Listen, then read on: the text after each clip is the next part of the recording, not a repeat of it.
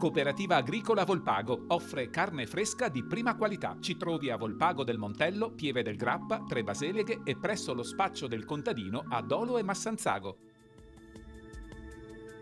Benvenuti al Meteo. Tempo ancora stabile, anche se il lungo dominio dell'anticiclone potrebbe terminare giovedì con l'arrivo della pioggia. Il dettaglio intanto di mercoledì 22 febbraio. Sul Veneto il sole non sarà presente, cielo infatti in prevalenza nuvoloso e coperto con nubi basse, foschie e nebbie anche fitte. Non si esclude la possibilità di qualche sporadica e debole precipitazione già nella notte tra mercoledì e giovedì.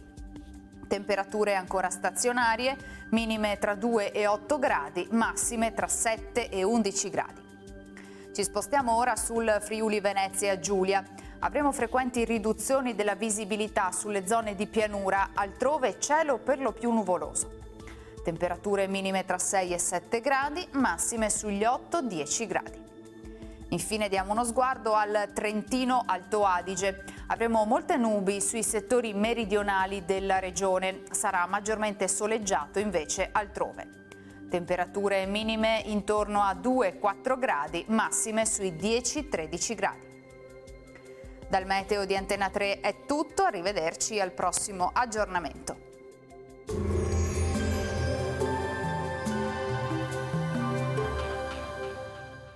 Cooperativa Agricola Volpago offre carne fresca di prima qualità. Ci trovi a Volpago del Montello, Pieve del Grappa, Tre Baseleghe e presso lo spaccio del contadino a Dolo e Massanzago.